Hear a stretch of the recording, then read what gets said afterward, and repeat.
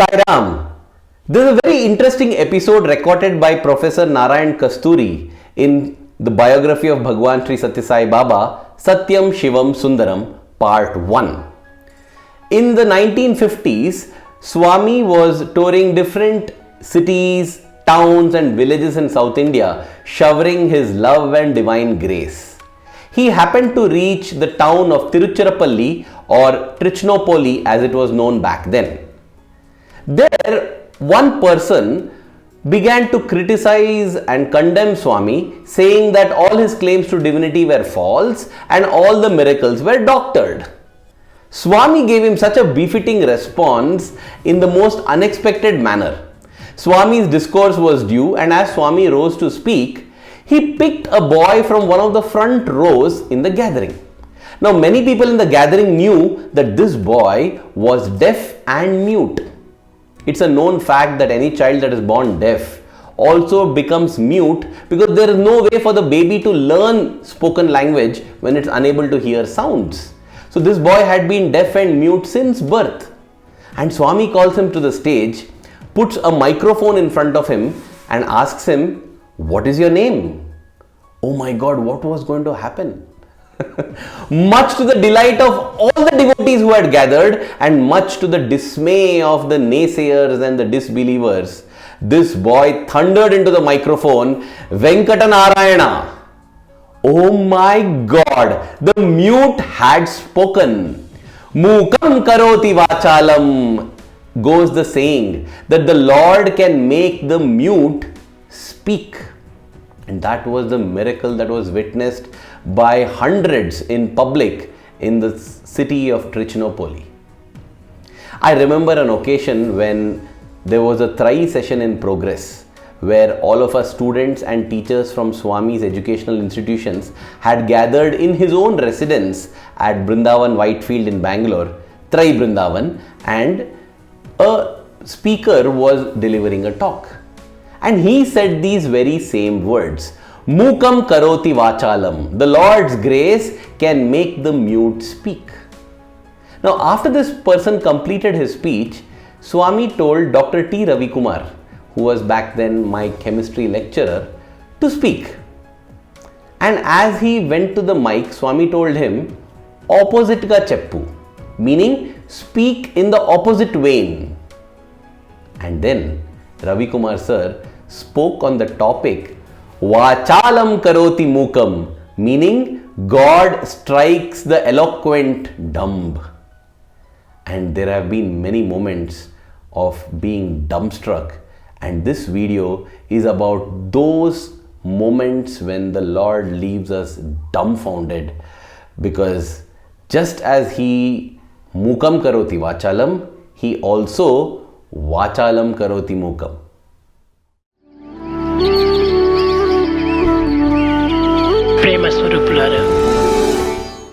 The first story is of Dr. Hanumanthappa, who was formerly the Vice Chancellor of the Bangalore University.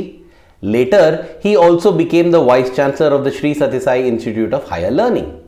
He narrated this to a family friend of his, a fellow devotee in the United States, when he was residing at their home. In the 1990s, there was a Vice Chancellor's conference, a Vice Chancellor's meeting that had been called, and Vice Chancellors from all across India, different universities, had gathered at Prashanthi. Now, Swami, the Chancellor of the Sri Sathya Sai Institute of Higher Learning, was chairing the conference and the meeting, and different Vice Chancellors were rising up to speak and express their thoughts, feelings and opinions. At that point in time, Hanumanthappa sir said that he wanted to speak, and when he asked Swami, Swami told him wait. After a little while, he again rose to speak and Swami told him to sit down and wait. The third time when he rose to speak, because he was eager to share his thoughts, Swami, it appeared as if he wanted to listen to the thoughts of only the other visiting Vice Chancellors. But when he got up to speak, Swami the third time said, "It's all right, okay, speak." Much to his shock, Dr. Hanumanthappa realized that no words were emanating from him.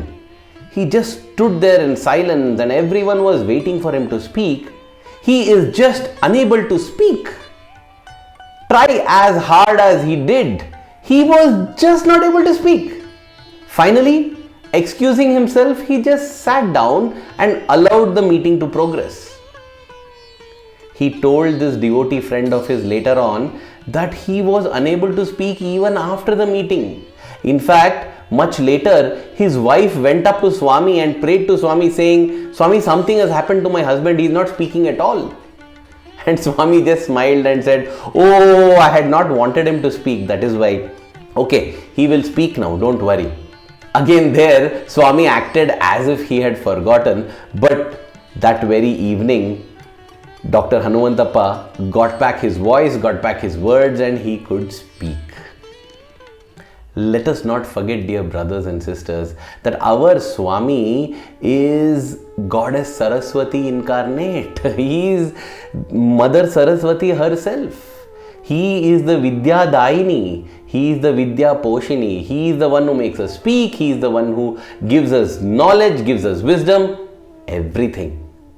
There is another beautiful episode that highlights this. We all know the bhajan, Hari Bhajana Bina Sukha Shanti Nahi. Almost every Sai devotee will know this bhajan because it was one among the two most popular bhajans for Swami which he would sing after his discourses. The other bhajan being Prema Mudita Manase Kaho. Now, this Hari Bhajana Bina also is a bhajan that was composed by a student. Swami liked the bhajan and he adopted it. But we all know who the ultimate composer is.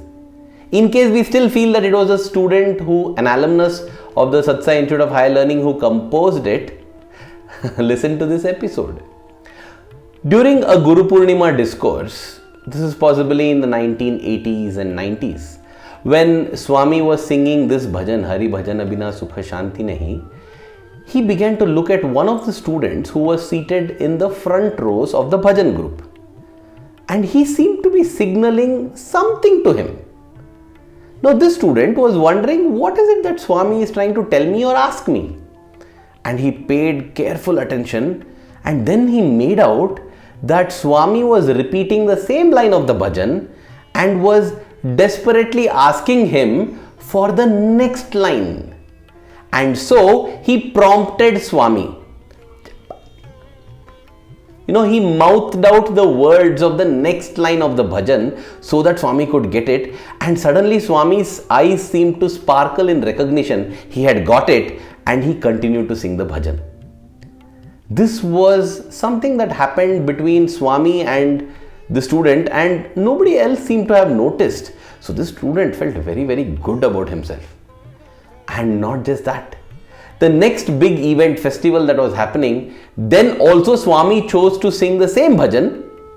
And once again, Swami seemed to be searching for what was the next line. So again he looks at this student, this boy who is sitting in the front rows of the bhajan group, because he is a bhajan singer, and asking him, what next? And yet again he mouths it. And Swami gets it and Swami is happy, at the end of which he rewards the student with a loving smile, and the student is feeling thrilled. And it happened again for a third time. After this student was on cloud 9. He was thinking that, look at this, he is the Lord on whom everyone depends, and that Lord depends on me. Wow, I feel so good, Swami. I am so grateful for this opportunity, but I am very, very happy, You are depending on me. I am teaching you. The Lord of the universe is learning the lines of a bhajan from his singer. See, it is only we ourselves and Swami who knows what goes on within us. As this brother confided later, he said he had felt very egoistic. He felt very proud. He said, I am there. I should make it a point to sit in the front, because if Swami is struggling, who is there to help him? Nobody else seems to be understanding his eye instructions or eye gestures too. Only I can understand. The time was now ripe. The ego had grown fully, right? So, during one bhajan session, just before the bhajan session, Swami called the student front and asked him, which bhajan are you planning to sing today? He said, Swami, Sesha Shaila Vasa Narayana. How does that go? Can you just sing it for me? Hum it slowly, softly. Swami told him. And this brother said, nothing. The lyrics are not coming. The tune is not coming. His mind is blank. He's just not able to sing that bhajan. And he's just looking at Swami's countenance, which is very calm, placid, gently smiling. And Swami asks, what? You don't want to sing? Sing. In his mind, he is not even able to tell Swami that I am not able to think. He's just blank. Swami says, oh, it's all right. It's all right. What was the bhajan you sang yesterday? So, blank. Absolute blank. Nothing. Not a single thought. And then Swami smiles and pats him on the head and asks, what happened? You're not able to recollect.